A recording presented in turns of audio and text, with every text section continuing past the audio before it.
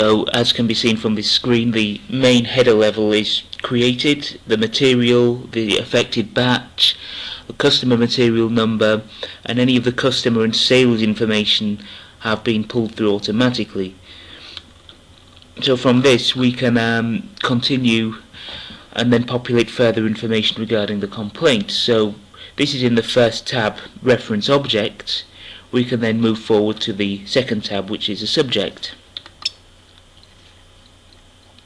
Now here we can assign basic information regarding the notification, so we can enter a description. So in this particular example I will enter damaged containers, and then any information that would pertain to this complaint.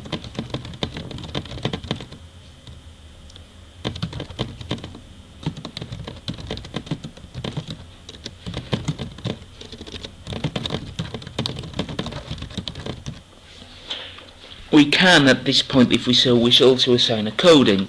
So this would be a basic categorization of what the notification is regarding. So by clicking on the match code for coding, we can then look down the list and find an appropriate categorization. So in this particular case we have packaging issues. So the next tab we'll move to is processing. So at this point we get to assign further information. So in this case we can assign the priority. So we'll say this is urgent. We can assign a department responsible. However, the notification has been configured to automatically find the right responsible department for the material affected. We can then enter information regarding which parties are involved in this notification. So I can enter myself as the author. We can then look for the appropriate groups that we require to fulfill these functions. So for example, finance, we can look through their structure, our organizational structure, to find the appropriate finance group. So I can navigate down to the appropriate group of people.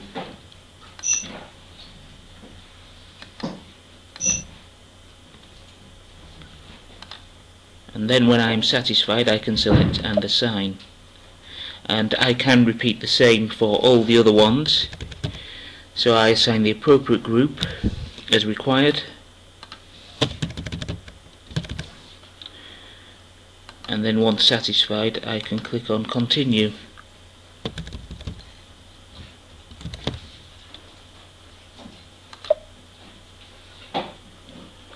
So now we've entered all the partners that we need to enter at this point, we can then go forward and automatically generate tasks for this notification by selecting the Tasks tab. Now with the priority assigned, I can click on the Determine Tasks button and the tasks will automatically be determined. And so a list of tasks will automatically be generated for this notification, and from this list we can then go through these tasks and execute them as required. Now for the purpose of this demonstration I'm not going to keep all these tasks. I will just keep 2 tasks for the time being to demonstrate how the notification will function. But the list of tasks that are required can be as large or as few as are required to complete the investigation. So as can be seen, we have 2 tasks. Now in order to complete the notification, both these tasks must be completed. As can be seen from the task, the planned start and planned finish date have automatically been populated as required for this notification. So as can be seen, the end is there. Now what we can also do for this notification is to generate any partners which can be generated automatically. So I can go to Determine Partner, and then the system will find out who the responsible people are depending upon data within the notification, as thus.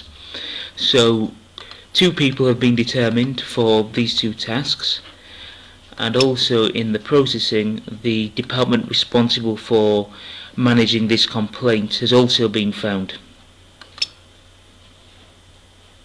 Now once we are satisfied that the header data for this notification and the tasks we require are completed, we can then put the notification in process, so we can change the status. Once we are satisfied with the header information of this notification and we are ready to proceed with any activities that are required, we can put the notification in process, so the status will change, and then as required we can have any tasks executed as part of this investigation. We simply select the tasks required and we release them. And as mentioned earlier, if this is coupled with workflow, these tasks will be sent to the appropriate person responsible. Once we've completed all the changes, we can then save the notification and the process is begun. Now, at varying points in this process, changes will be made to this notification or the task. So what we can demonstrate here is that we can show how the task can be completed by the person who is responsible for these tasks. It's shown. We can enter the transaction to change tasks, and we can see which tasks are appropriate to us.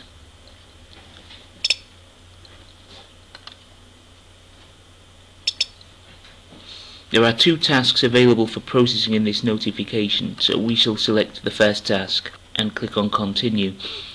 So we are shown here the task that is available for processing. Now we have configured a means of task processing that allows us to control that process and allows us to monitor what stage notification processing is at.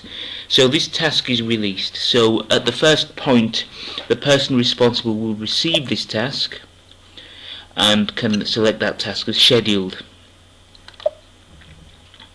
and when satisfied with that point can save the task. This can be shown in lists of tasks and what stage these tasks are at, and these user statuses allow us to control the stage that task is at. So the current change we've made is to acknowledge that the task is being seen by the person responsible and can then process the task.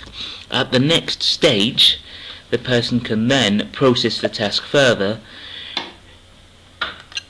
and they would denote that task is in process, i.e. work is being performed on that task.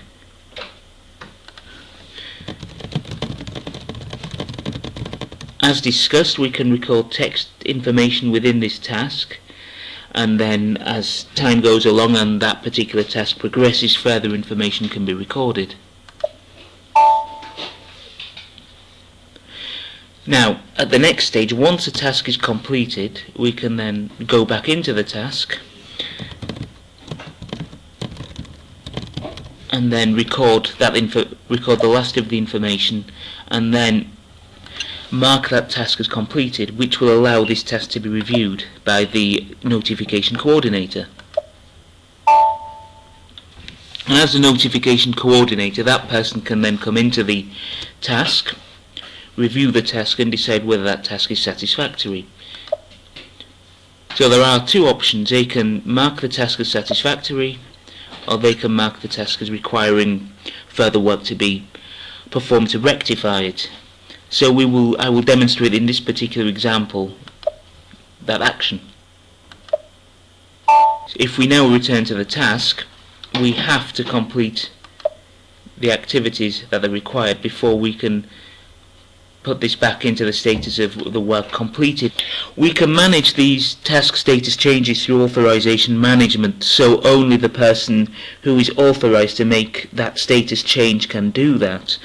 Also, by coupling this with workflow, we can have a very powerful tool to notify the appropriate people at the right times to get them to take the appropriate action in terms of executing or reviewing this task. This whole process allows reviews to be performed and any actions to be carried out as required. So now we can say that the task has been revised in this particular case, has been completed and ready for review again, and I can then save this task. Once reviewed again, the person who is responsible for the task can mark the task as satisfactory,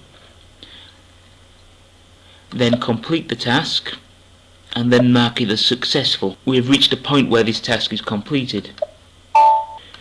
Now if we return to the notification itself, we will notice that the status of this task has been updated.